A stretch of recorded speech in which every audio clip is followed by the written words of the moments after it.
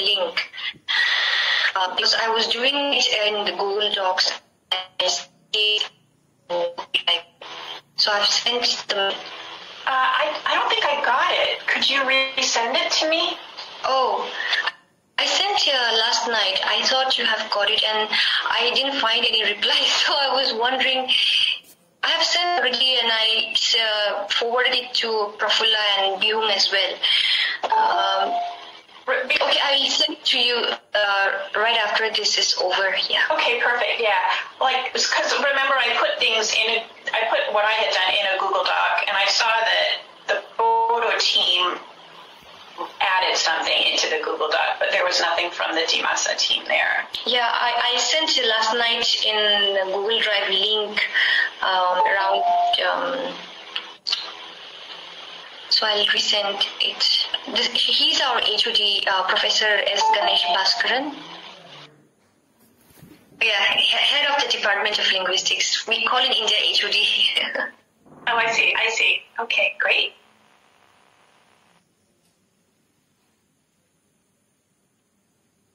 Sir, good evening. Professor Christina is here. Yeah, good evening, madam. Welcome for the talk. Thank you. I'm happy to present to your group, and thank you for inviting me, and good evening to you. Yeah, thank you, madam.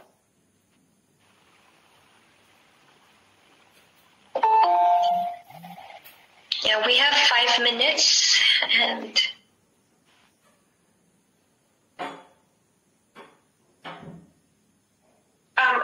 well, then I guess just to ask you also about the that IUAES abstract.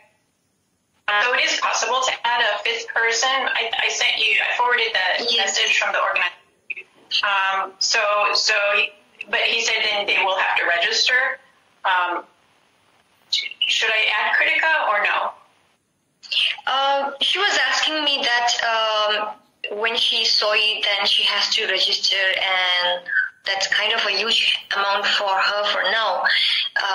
So I was wondering if it's okay or not okay. I mean, is it necessary to do registration now, or she can do it later? She wanted to know that. I think the registration is not even open now. I think it's open only in August. I think it starts to open. So is it that we all have to do registration, or just that the 5th speaker? All the speakers need to register. Okay. Yeah.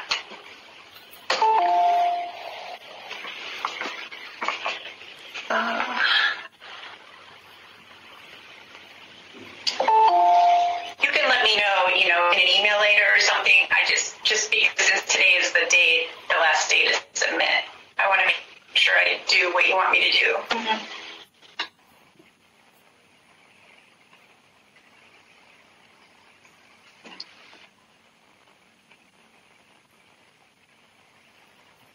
So when people talk about Assam University Silchar, is there more than one Assam University? Yes, there is a Diffu campus, but the Department of Linguistics is only in Silchar. I see. And what did you say the other campus was? Diffu, D-I-P-H-U, Diffu. Diffu, okay. It comes under the Karbianung district. Diffu. Okay. Is that near Silchar or far away, or? No, it's far. It's far from Silchar. Silchar is south, and Dimasa is in the middle, and Karbi Anglong is top. Thank you. That helps.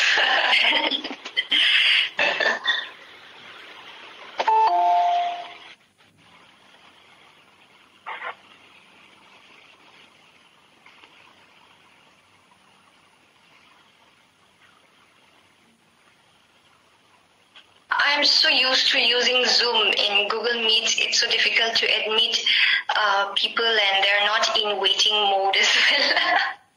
Oh.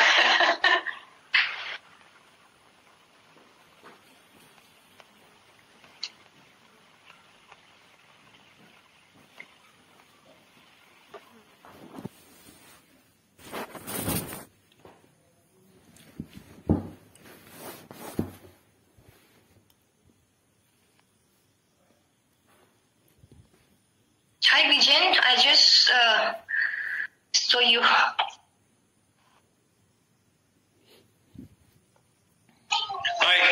everyone. Good evening and good morning to the speaker. Vijay, good evening. Good evening. Good evening, sir. Good evening.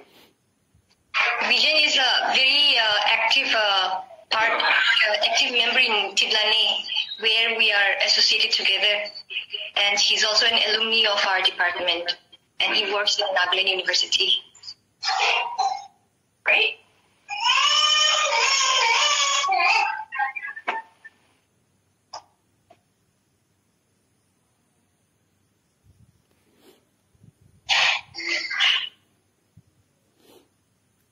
Yeah, it's also Yeah. We'll wait for like 2 minutes and then we will start. Okay.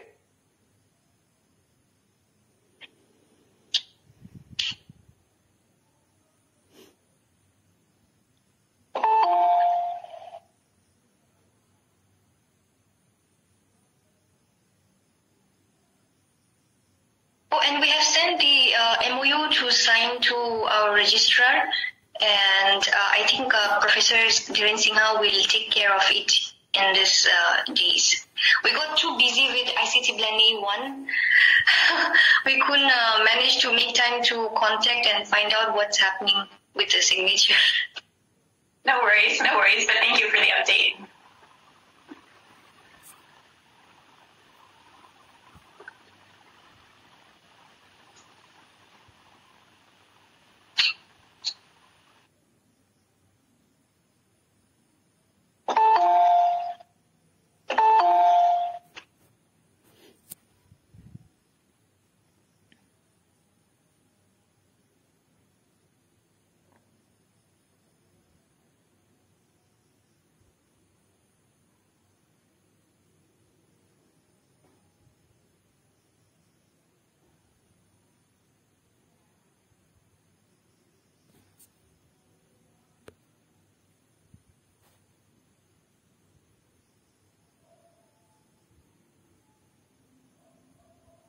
I think we will just continue to start, like people will keep joining by that time.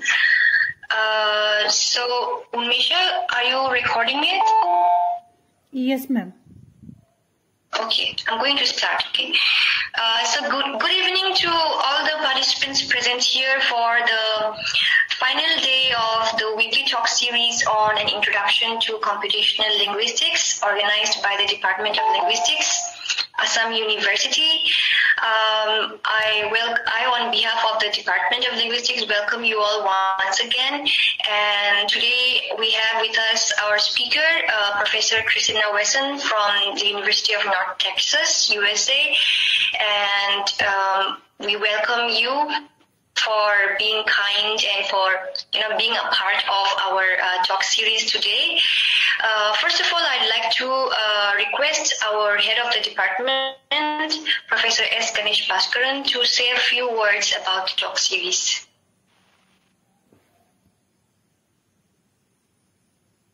Bhaskaran, sir, yes. Yeah, good evening to everyone. But yeah, of course, this computational linguistics is part of our one of the papers in our department. Unfortunately, we are not teaching this paper. It is an optional paper. Students are mostly they are not opting for this paper also. And moreover, we do not have so much expertise in this area of computational linguistics. That's why we wanted to go for this talk series on introduction to computational linguistics. On that basis, many of the scholars and faculties like professors, they are giving talk on this computational linguistics. So it's going on like this. I think we are welcoming on behalf of the Department of Linguistics, Professor Christina. I hope this series will continue for some more days also. So thank you so much, madam, for joining, and the organizers like Monali and Professor Dhiren Singh and everybody. And not only that, the participants, our students and our alumni persons also so much interested in this talk series. So I welcome and as well as I thank on behalf of Department of Linguistics. Thank you so much. Thank you very much, Bhaskaran sir, for your kind words and for your support. Before Professor Christina begins her talk, let me give you a brief introduction of her profile. Professor Christina Wasson is a professor in the Department of Anthropology, University of North Texas, USA. She is also a linguistic anthropologist, and she is an expert on the fields of design anthropology, anthropology of technology, linguistic anthropology, organizational anthropology, to name a few. She was lead organizer in the UNT's program series for 2019 International Year of Indigenous Languages, and she was also a founding member of the Ethnographic Praxis in Industry Conference, which is in the acronym as EPIC, steering committee. She has also been a part of the E-Lab, which is a design firm that used anthropological research to develop new product ideas. And she has also had more than 45 publications to her credit, and she has completed some research projects which are meeting and networks, a new approach to the analysis of participatory design decision making, user research for the UNT data warehousing or analytics or dashboards initiative, and her current researches are basically on the participatory design of language and art, cultural archives, participatory design of archives for indigenous communities in Northeast India, and she has also done research on ethnographic research for self-driving cars. And she also has collaborations with other departments from the UNT, such as Department of Linguistics, Department of Design, College of Information, and College of Engineering. And Professor Christina is motivated by her work with the 3 C's, which are communication, collaboration, and community building in both face-to-face and online context. And she uses these skills for her expertise. So I'd like to request Professor K.H. Dhiren Singh to kindly chair the session and announce the session open.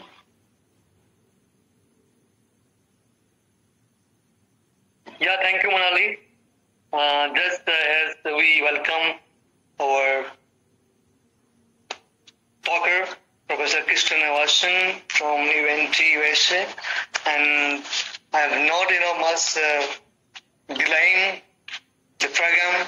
Just I like to just mention that Professor Christina is one of the very wonderful anthropologists come linguists in the world. And now, she is working with the many knowledge Indian institutes and universities, and we are really lucky, to be here with us, Professor Christina, and she will be, talking on anthropology of technology, the participatory design of a community-based archive, and you please all the participants enjoy the lecture, and over to you, ma'am, Professor Christina. Thank you. Thank you. Is it my turn? Just want to make sure it is. Okay. Thank you for those really lovely introductions, everybody. Thank you to the Department of Linguistics at Assam University for the invitation to be part of the Computational Linguistics Speaker Series. As I'm talking, let me try to start sharing my screen. So, and I'm a horrible multitasker, so let me just start that.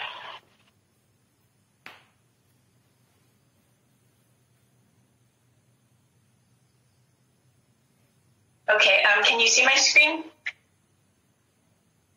Yes.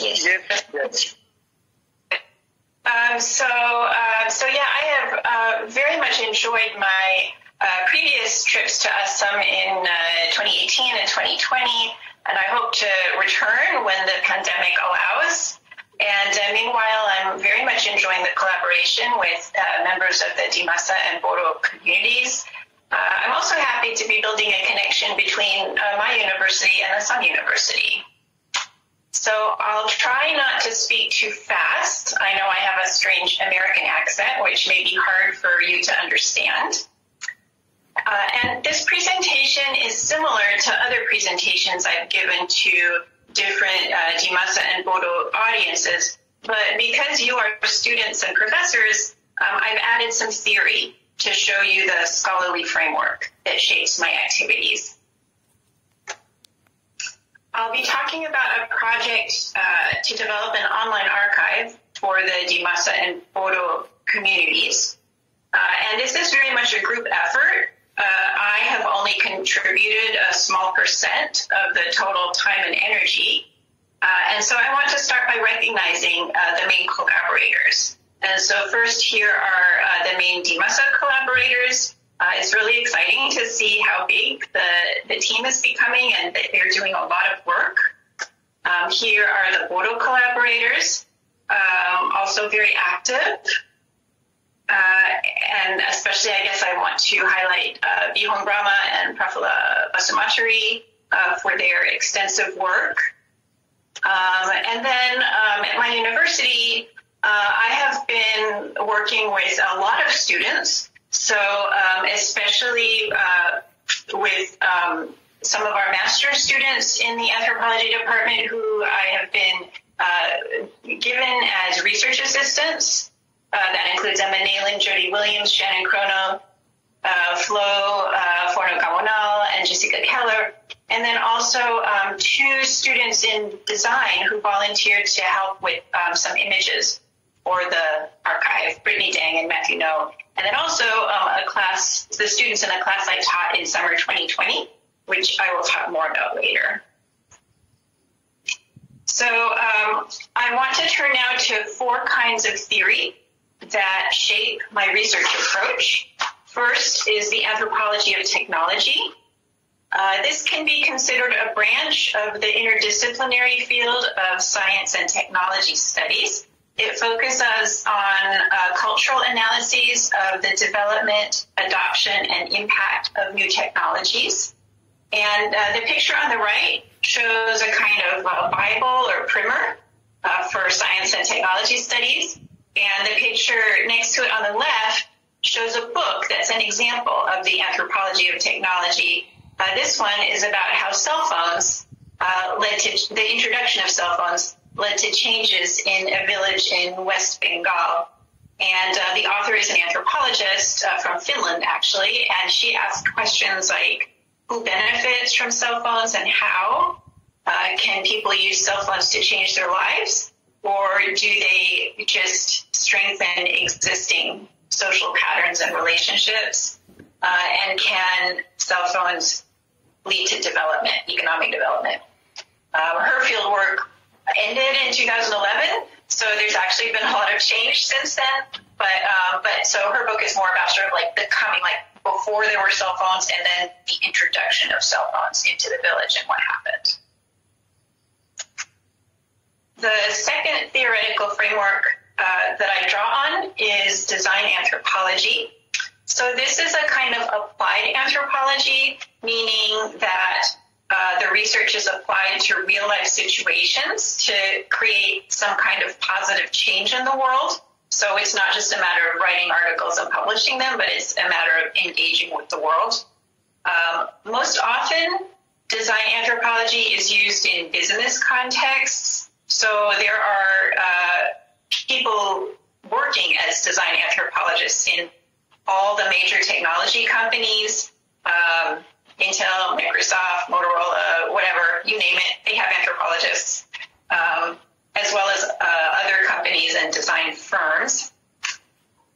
Design anthropologists conduct research with the intended users of a technology to understand how that technology should be designed in order to meet the needs of the users. And they usually work on interdisciplinary teams they collaborate with the designers and engineers who actually create the technologies. If you want more information, I've included a couple of links to my website. And by the way, I would be happy to share this slide deck, this PowerPoint, with you guys later if people are interested. So there's the two links. The first one there is from my website, just a web page about what is design anthropology. And then the second one lists projects conducted by a class that I teach on design anthropology. The class always does a real project for a real company usually.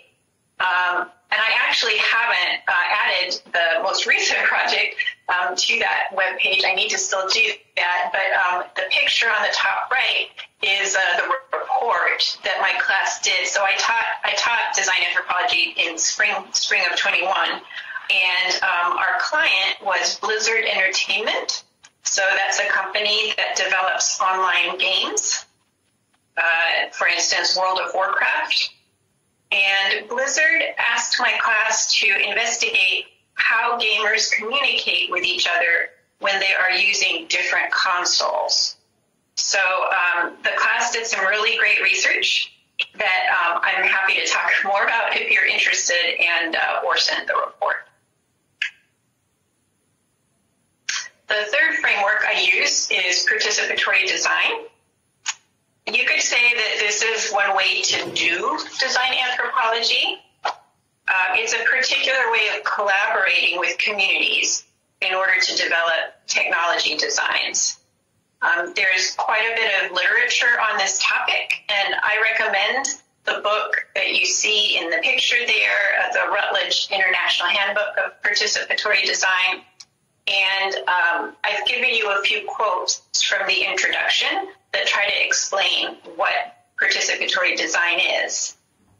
So at the heart of this tradition is an unshakable commitment to ensuring that those who will use information technologies play a critical role in their design, ensuring that the voices of marginalized groups and communities are heard. So participatory design, although it has the word design in it, it's more than design. It's the whole trajectory from doing research with the communities to the creation of a technology. And there's also been a movement in the field in recent years to rethink what it is that's being designed. Is it just the object, or is it the social and political institutions in which that object is embedded? And so people who work on this idea like to kind of play with the word thing, which in modern English, a thing is an object, but in Old English, and then before that, Proto-Germanic, it's a thing, or I'm not sure how they pronounced it, maybe thing, was a social and political assembly. So more and more participatory design is taking a big picture approach and focusing also on the social relationships and social structures that surround the technology. There's a participatory design conference that meets every 2 years. The next one will be in 2022, and it will be hybrid, part virtual and part face-to-face, and I highly recommend it. The fourth theoretical framework I draw on is the concept of indigenous data sovereignty. Indigenous scholars around the world have started to pay attention to the unfair ways in which data from their communities has been taken from the communities without community consent or compensation. So things taken range from artifacts for museums that were taken during colonial times to currently DNA samples from community members being taken by pharmaceutical companies to help them develop new medicines. So this pretty new field of indigenous data sovereignty has emerged to address this issue. The picture on the right is a good book on this topic that's available for free on the internet. And I've given you a quote from the introduction. So they are saying indigenous data sovereignty involves the right of indigenous peoples and nations to decide what data development occurs and the controls over the collection, governance, ownership, and application of data about their peoples, territories, lifeways, and natural resources. When you apply the concept of indigenous data sovereignty to online archives, here's an example of how one indigenous community made claim to the traditional knowledge that they made publicly available on the archive. What you see on the right is a screenshot of a song, which is just, one example of the materials on the archive. And in the kind of bottom right corner is this description of the rights, which then I blew up so you can read it better. And so what they wrote is, these recordings, it's a song is what that is. So these recordings originate from the Pesco-Tumakati people, were recorded on our traditional homelands, and as such, the Passamaquoddy tribe maintain all legal rights to these recordings in perpetuity. We never ceded our inherent sovereign right to our songs, narratives, and language to any non-Passamaquoddy individual, institution, or government authority.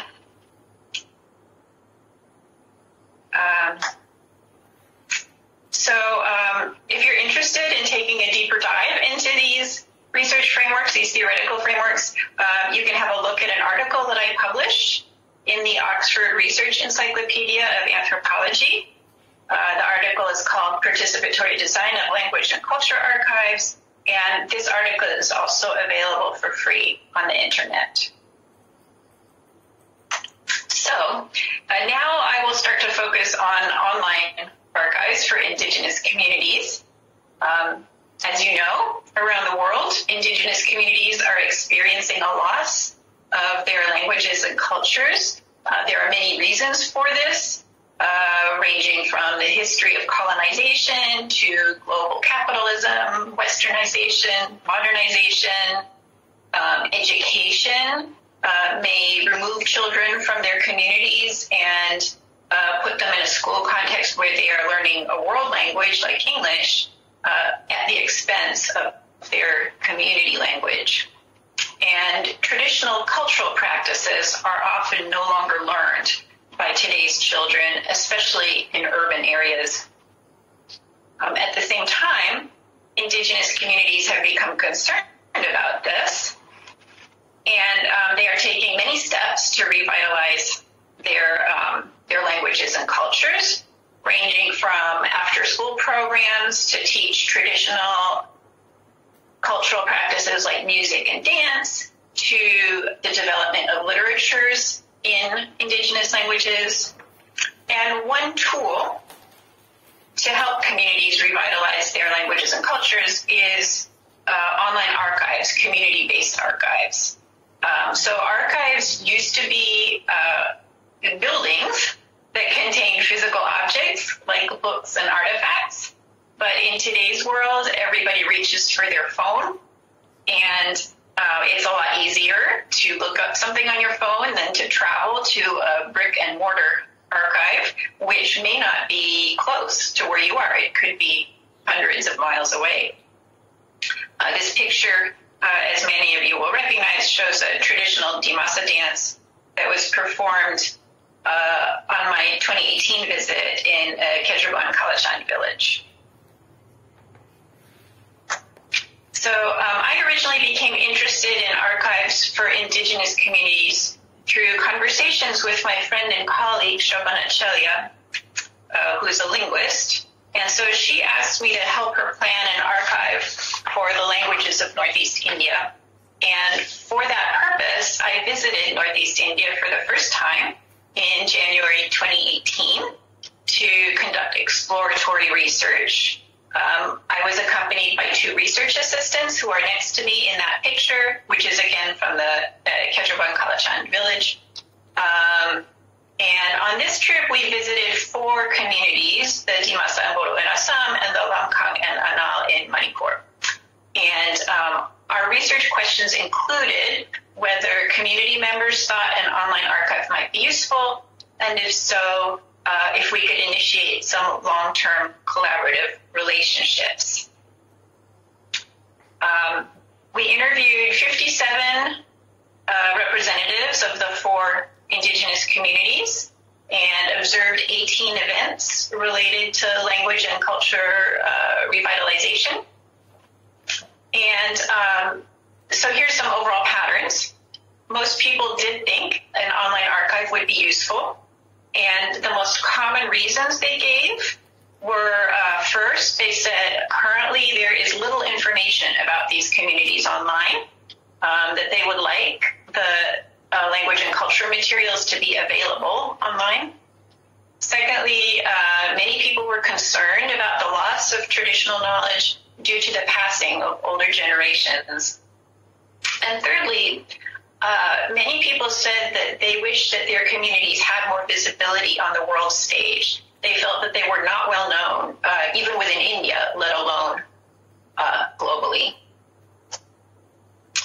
I have some video clips with people talking about these issues. I always video record all my fieldwork, so all the interviews are video recorded. However, in Google Meet, we cannot figure out how to make the sound work. So I will just tell you what this guy said. This was a man who wrote poetry, and you can see he's relatively young. So he talked about the youth using the internet, and he also talked about his frustration at not being able to find information about his community that he's on the internet. And what we realized is that it's kind of useful that the people who most need an archive about their cultural heritage and linguistic heritage are the younger generation, and it's also the younger generation who are the most comfortable using the internet and using their cell phones.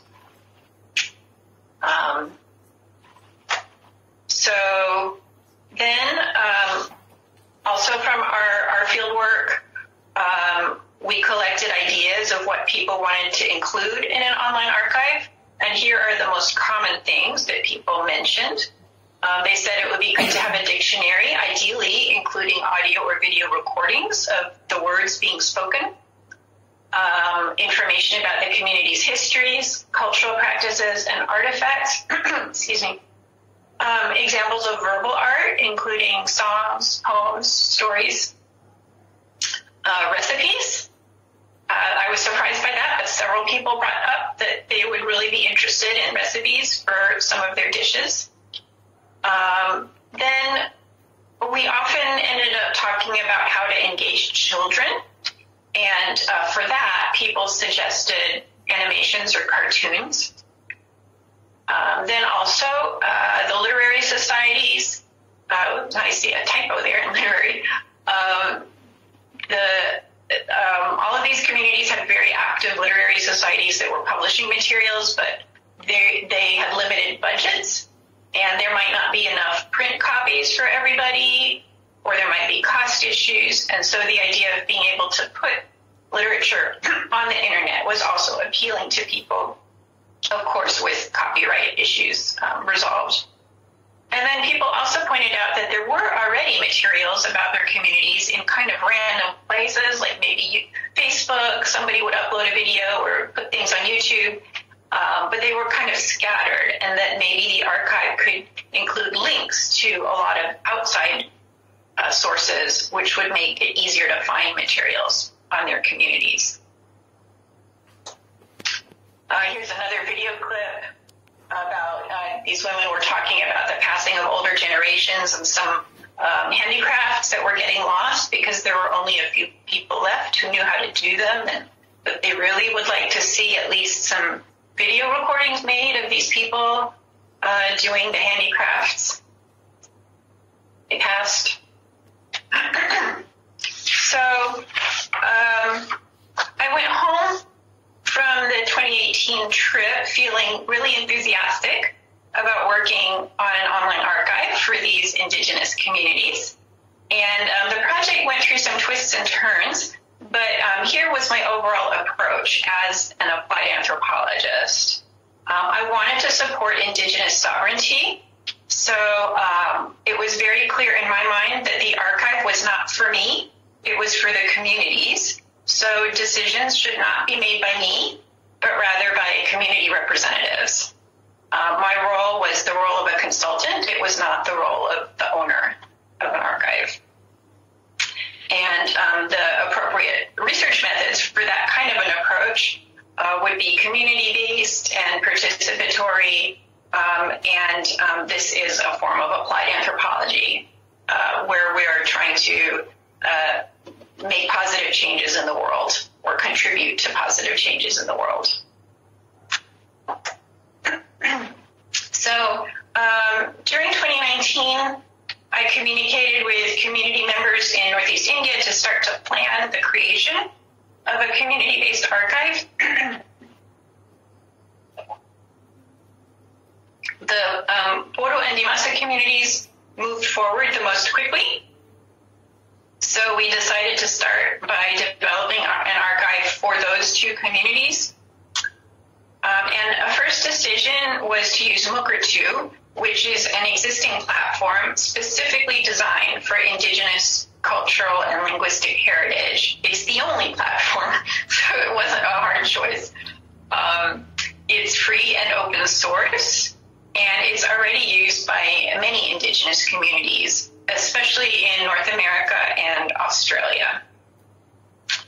And based on these conversations in 2019, in fall of 2019, my research assistant and I created a prototype of an archive using Mukurtu.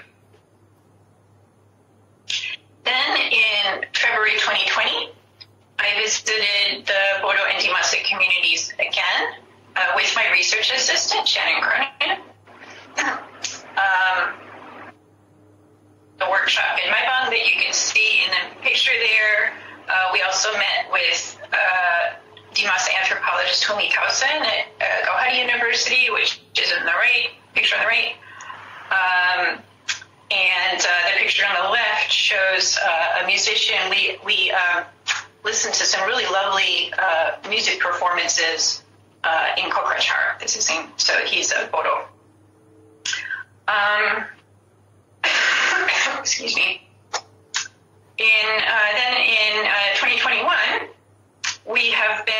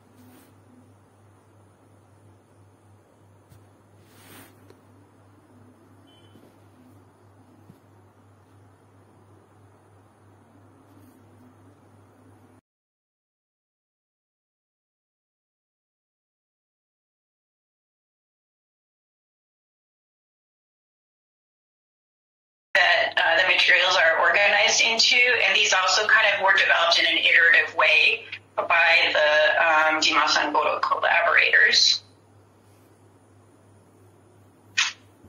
Here are screenshots of the Dimasa community homepage, just to give you an example. There's one for the Bodo community as well.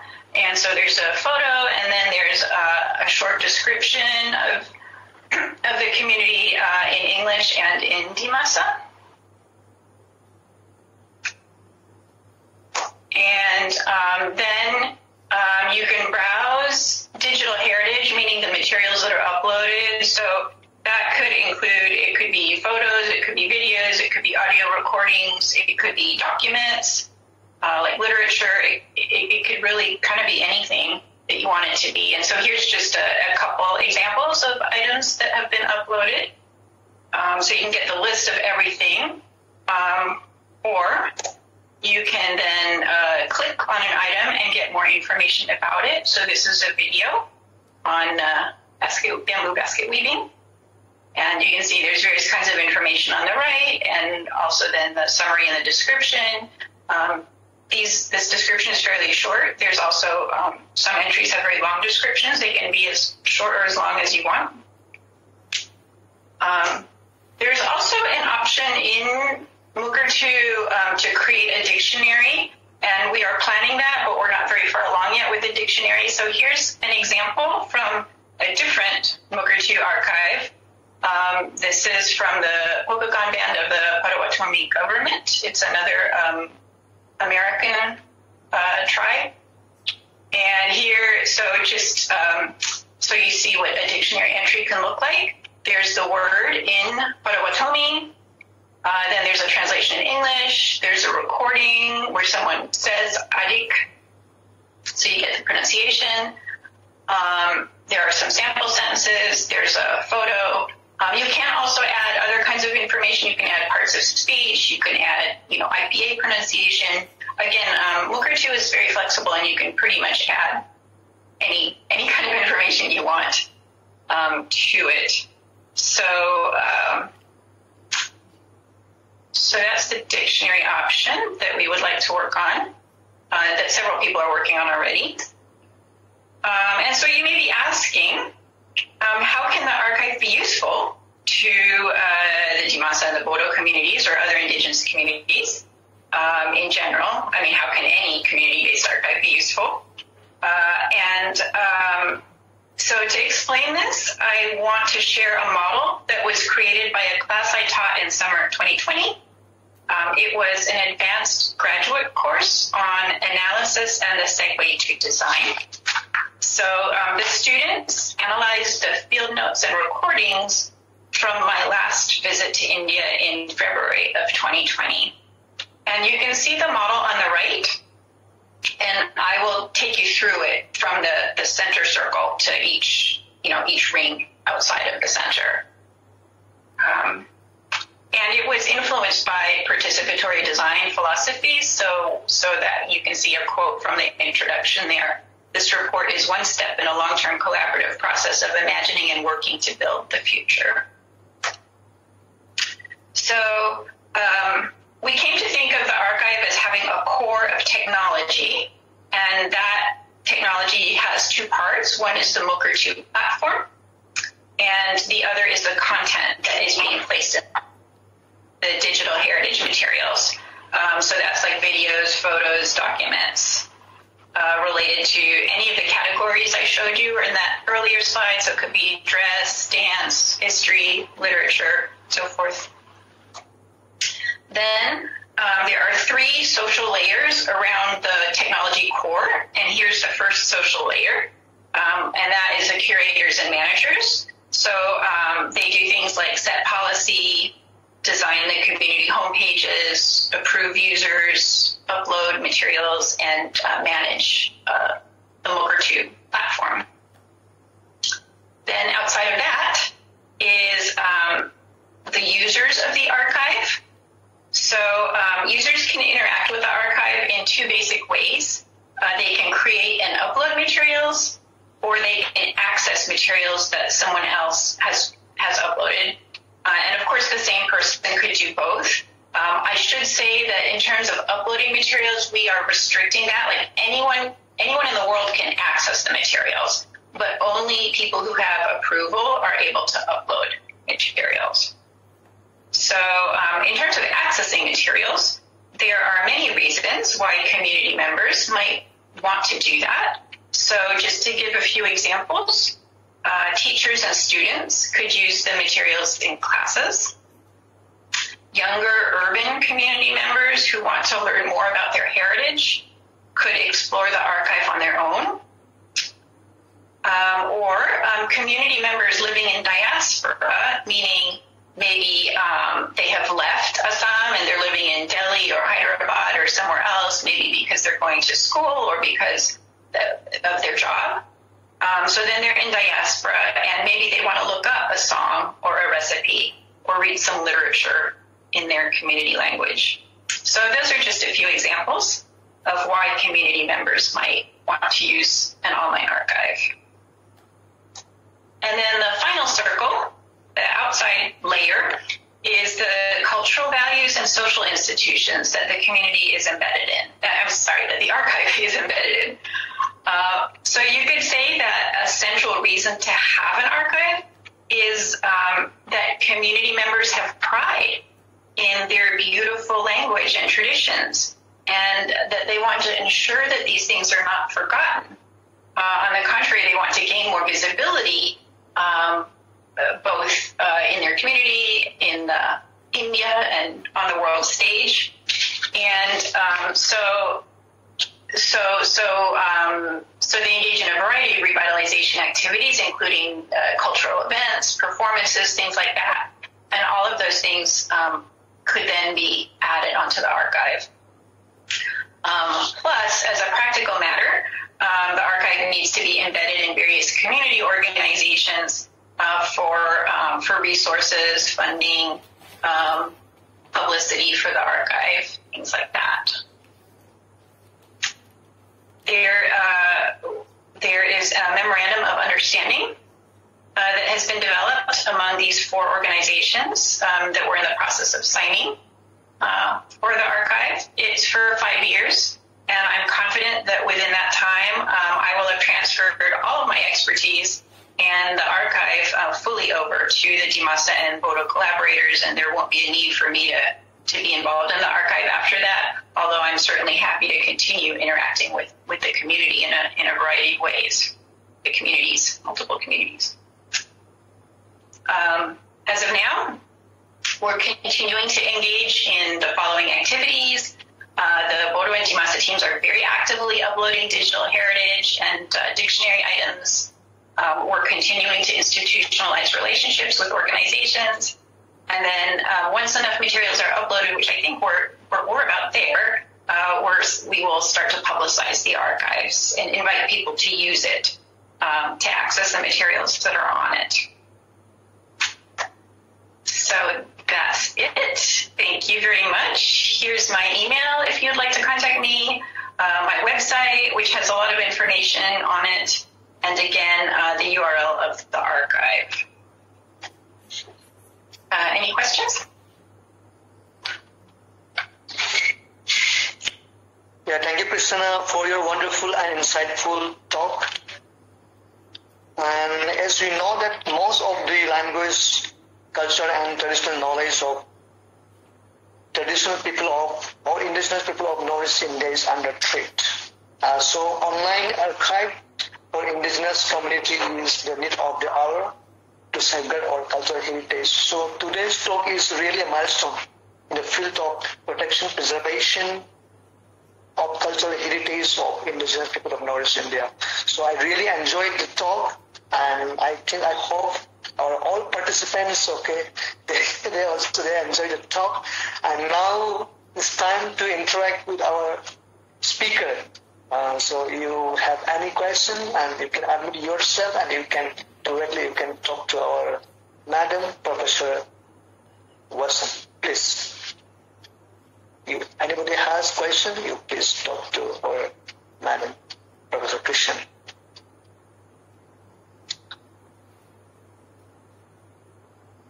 Yeah. So, Dizen. Yes, sir. May I, sir? Yeah, yes, sir. Any query, question, I can talk to that. Okay, thank you, sir. Yeah. Thank you, Madam Professor Christina Wasson, for that wonderful and enlightening presentation. So, yeah, I was just wondering, and it intrigued me also at the same time to learn that the efforts made by UNT with the community of Bodo and Dimasa is really encouraging, and at the same time it's fascinating also. So, Madam, my query is very simple. If any of the community from the Northeast India, if they wish to archive their cultural heritage or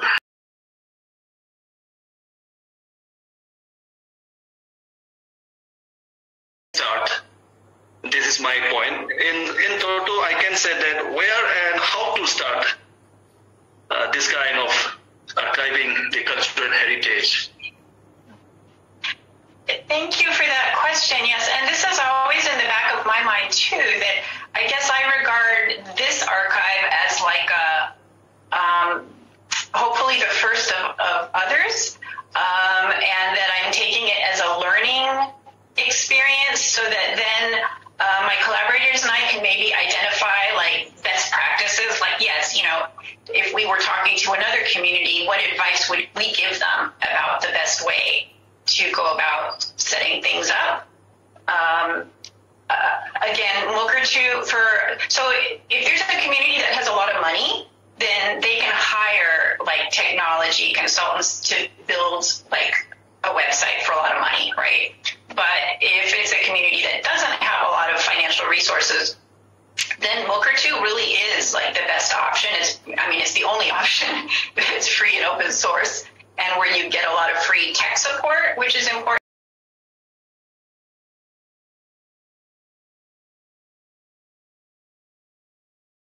Mukurtu is a platform that's available for anyone to use. You still have to buy storage space for, like, in the cloud, buy a server or somewhere. You know, you need to have space to put all the files in. That's not free. And also, if you're going to have video, which a lot of, I think, communities like video in today's world, that takes up quite a bit of space. And so in that case, you'll need to buy, space for the videos as well. So it's not free, but it's fairly low cost. In terms of advice, I'm always happy to talk to anybody about our experiences and advice. And I don't know what the future brings, but I could certainly see that once I feel like the Bodo and Dimasa folks don't need me, that, maybe I could focus my time on other communities. But I'm sure that many of you could also lead efforts. And I'm sure that, again, I would be happy to talk to people who want to do that. And I'm sure Monali and all the, everyone involved in this Bodo Dimasa archive would be happy to talk to people who want to start up their own archive and give advice. Okay. Yeah, not offending with the Bodo and Dimasa and UNT, ma'am. I do not know whether you can answer it to me also. Yes, the kind of archiving that is doing by Bodo, Dimasa, and the UNT. So the space that they are occupying in the web, it's paid from the community, or is there some help that can help from the UNT as well? Right now, so we have a sort of a starter account that actually I paid for. It was really cheap. From American perspective, it was very cheap. But we are talking about transferring it, like it will be taken over by the Bodo and Dimasa communities.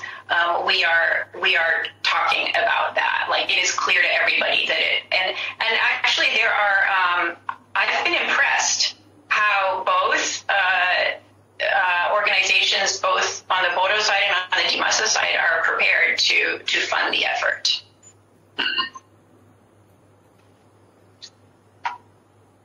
Thank you, Vijan, for the question. So, any other question? Our scholar, our students, you can look at two question. You can interact with the speaker.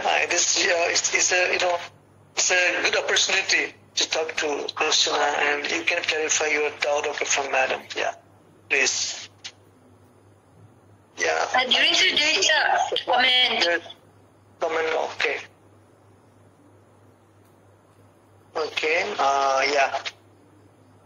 So, yeah, it's message from the Manjulia. Thank you, Madam, for this exhaustive coverage with such clarity. Could you please throw some light on the difference between Lexic Pro and the Mukurtu? Please, Madam.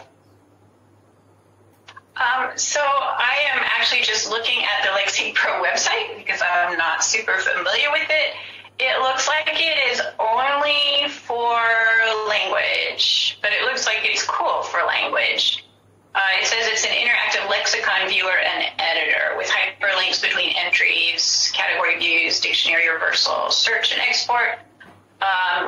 So it sounds like if you are doing a language thing, that's great. And actually, is it on the web?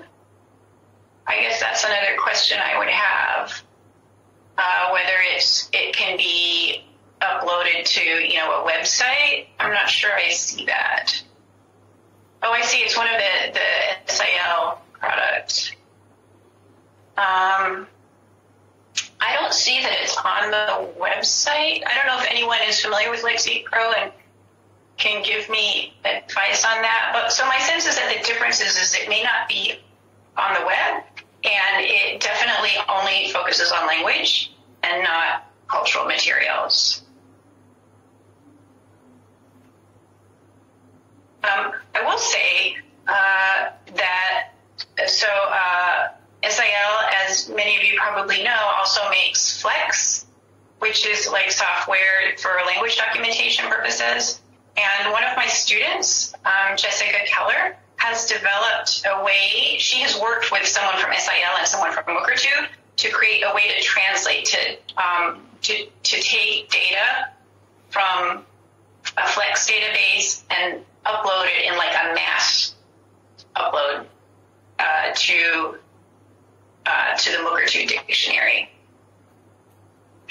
So that, because again, the Flex projects are not on the web; they're not publicly available. Does that answer that question? Yeah, thank you, madam. Thank you. It's a nice answer. If anybody has question, query, you can just talk to madam. You can just directly ask her, or you can just write in the chat box. And it's a really... Mark is also here. Mark. Okay. Mark, you can also unmute and ask a question. He's from Manipur University. Oh.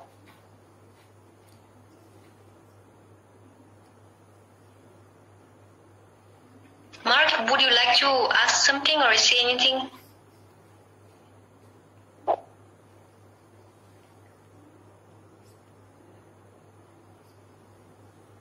I think if you have any hesitation, you can write to madam directly. If madam, if you just give your email ID, they can interact you through mail. They can write to you. Absolutely. So what about the students? Yeah, you can ask your questions. Please don't hesitate. Yeah, madam.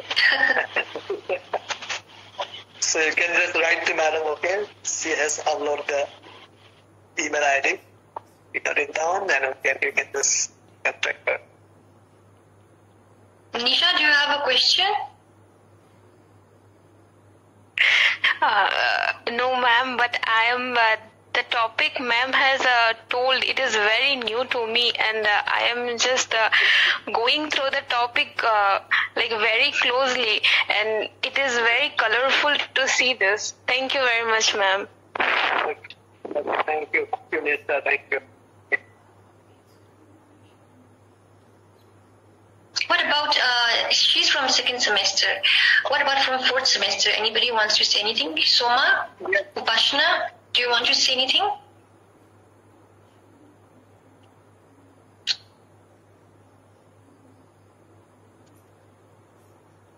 And I can understand if this is a little bit difficult in that I didn't really focus on linguistics in this talk, and I know most of these are like linguistic students. Yeah. But it's a very useful talk, and madam, you have shared some of the books. So we'll go through that. I'm really interested in it. One is Participatory Design of Language and Cultural Archives, Oxford Research and Secretary of Anthropology. So I'll just put the link and get this. Yeah, any other, our research scholars I think so. Our research scholars are there. So Aditya, Yes, so some of them are quite familiar with archiving. Yes. So Archiving, yeah. Our Devajyoti is there. Devajyoti, then Raj Lakshmi, then Sanjay, and Sohini is there. Okay. Yes, sir. Yeah, you can just interact with man. This is an opportunity, Yeah, demo, you can ask. No, just I was going to and about the Mukurtu. It's actually the platform archiving. If I'm not what to say, it's not a programming language. Hello, am I audible? Yeah, demo, yeah. Hello.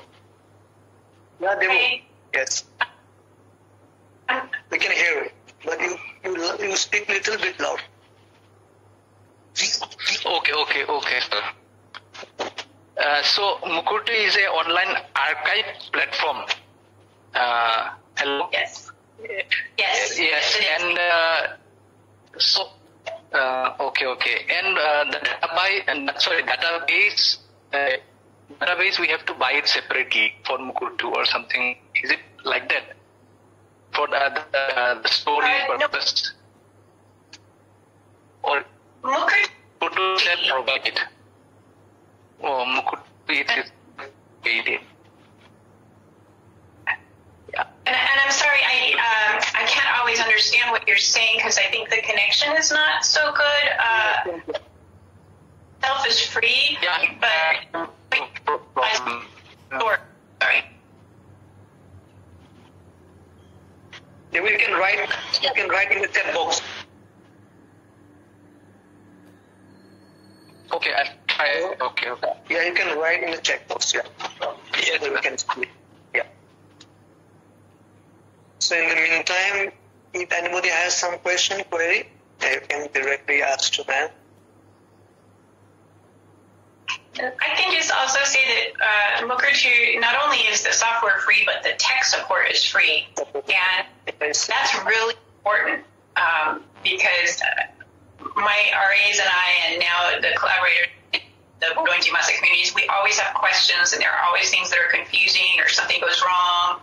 And so we spend a lot of time with the tech support people. Yes.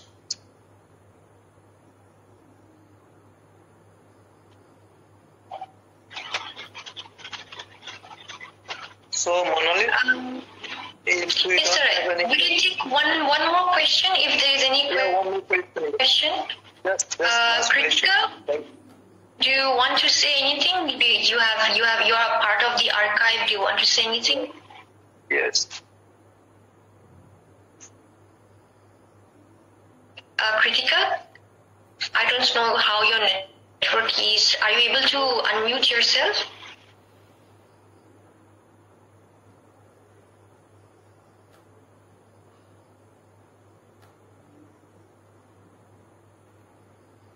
I think she has network issues. She's in the village. Yeah. That's so much problem. So anyway, yeah, I think so. One question in the chat box. Yes. Yeah, that is from Sanjeevani Sinha. Okay. Thank you, madam, for such an insightful session. Creating archives certainly would help the marginalized communities, especially for Northeast India, since it generally remains sidelined by the mainstream Indians. Learn so much through your action. Okay, very nice. Thank you for your words. Support. So, Manali, if there is no any question, yes, sir. we have to. So thankful to our speaker and this give a lot of time to our speaker and audience. How about you? Please. Thank you very much, Dhiren sir, for chairing the session and for moderating it so wonderfully. And thank you to our guest speaker, Professor Christina Wasson, for giving us insightful knowledge on the usage of Mukurtu as an online platform for digital archiving. And it is going to be a very useful tool and a platform for indigenous languages of Northeast India, since so many of the scholars here are working on these languages. So it will be useful sometime or the other, and you can always contact Professor Christina if you want to create an archive webpage for your indigenous languages, or if you want to create for any other indigenous languages, then you can always contact her. And if you have any doubts, you can always mail to her and keep in touch. With this note, I would like to conclude today's session. I would also like to thank Bajati Burman for helping in the technical aspects, such as making posters and certificates and doing things. So thanks to him as well. And I also would like to thank Unmesha for the screen recordings. Also, she has done it on other on the other days. And I also would like to thank all the participants present here, and also in the other talk series that we held in this month, and for patiently listening and for your interactive discussion throughout. And we will soon be sending a feedback form to you all by mail, so we hope to receive some inputs from you as well. And with this, I'd like to end my note here, and thank you so much everyone, and good night. Thank you, ma'am. So, good night. Good night, Amy. Yes. Yeah, bye. Thank you all. Thank you. Yeah. Thank you. Bye.